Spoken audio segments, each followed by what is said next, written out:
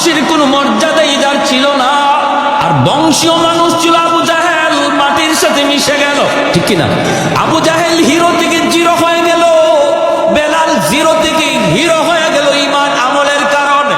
সাহাবায়ে কেরাম বলে, নবী গো, বেলালের আজানে একটু সমস্যা। কি সমস্যা? কই আশহাদু বলতে পারে না, জিহ্বার মধ্যে সমস্যা। কখন জিহ্বার সমস্যা তৈরি হয়েছে? উমাইয়া হযরত বেলাল রাদিয়াল্লাহু তাআলা আনহুর জিহ্বাটারে টান দিয়া বের কইরা এই জিহ্বার মধ্যে পেরেক ঢুকায় দিছিল, জিহ্বার মধ্যে পেরেক ঢুকায় দিছিল। যেই জিহ্বায় আল্লাহ আল্লাহ জিকির কয়, এই জিহ্বা আমি রাখবো না কয়ে পেরেক ঢুকায় দিছিল। এজন্য হযরত বেলালের মুখে একটু সমস্যা হইত, আশহাদু বলতে পারতেন না, বলতেন আশহাদু, শিন উচ্চারণ করতে পারতেন না, শিনটা ভালো করে উচ্চারণ হতো না। সাহাবায়ে কেরাম কয়, ইয়া রাসূলুল্লাহ, ওগো নবীজি, ভালো করে একজন মুয়াজ্জিন নিযুক্ত করে ফেলেন। নবী সাহাবায়ে কেরামের পরামর্শ নিয়ে অন্য একজন সাহাবীকে মুয়াজ্জিন নিযুক্ত করে দিলেন।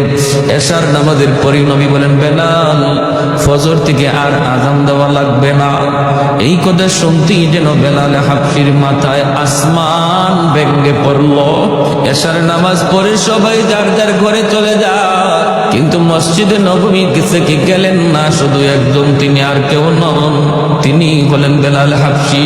মসজিদ নববীর কোনায় খাম্বার কিনারায় বইসে বইসে চোখের পানি জড়ে আল্লাহর কাছে কান্দে আর কয়, মালিক, ও মালিক, তোমার হাবিব আমারে মুয়াজ্জিনের চাকরি থেকে বাতিল করে দিছি।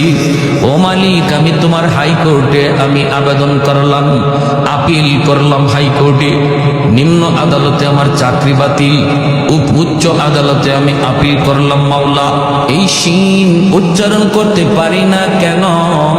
আল্লাহ, তোমার নাম নেওয়ার কারণে আমার জিহ্বায় পেরেক মারছি, এজন্য আমি শিন উচ্চারণ নিতে পারি না। এটা তো আমার কোনো দোষ না।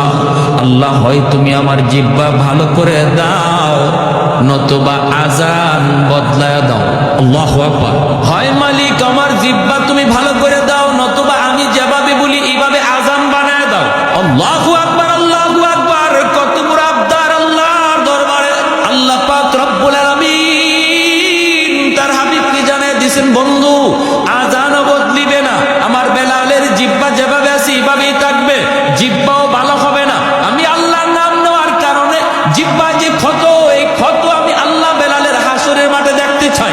হাসরের মাঠে বেলাল আমাকে ওই জিহ্বা দেখাবে, যেমন অবস্থায় আছে এই অবস্থায় থাকবে, আজানও বদলিবে না। ভাইরা বন্ধুরা, ফজরের আজান দিলেন অন্য একজন মুয়াজ্জিন। আজান তো হয়ে গেল, নামাজের টাইম হয়ে গেল। আমার নবী, মায়ের নবী, তিনি বের হয়েছেন হুজরা থেকে নামাজ পড়াবেন মসজিদে নববীতে। সাহাবায়ে কেরাম সবাই অপেক্ষায়, মায়ের নবী হুজরা থেকে বের হয়েছেন নামাজ পড়াবেন, কিন্তু সূর্য তো ওঠে না, রাত তো পোহায় না।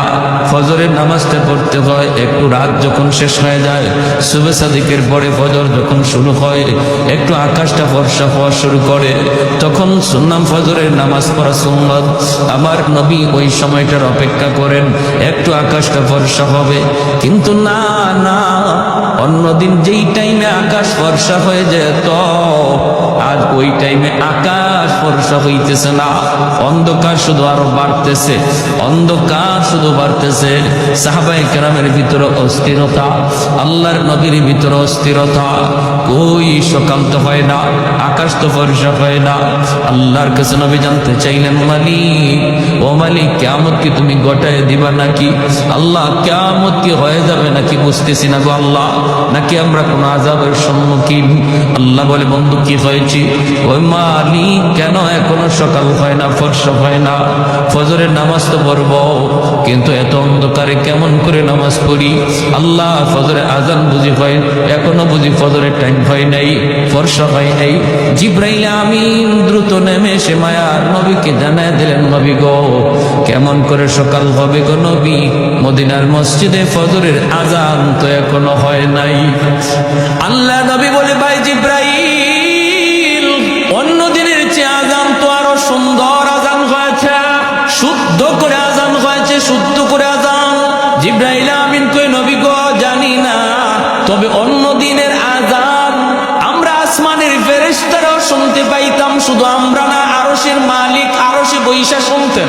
কিন্তু আজ ফজরে আযান আমরা আকাশের ফেরেশতারা শুনি নাই, আল্লাহ নিজেও শুনে নাই, এজন্যই রাত শেষ হইতেছে না। ওগো নবীজি, বেলাল আযান না দেওয়া পর্যন্ত রাত কিন্তু পোহাবে না। ভাইয়ের নবী, দয়ার নবী কয়, বেলাল আমার আল্লাহর কাছে এত দাবি হয়ে গেছে বেলাল, আমরা তো বুঝতে পারিনি। বেলাল দ্রুত আযান দাও। বেলাল আযান দিলেন, রাত পোহালো, দিনের আভাস দেখা গেল। জোরে করুন সুবহানাল্লাহ।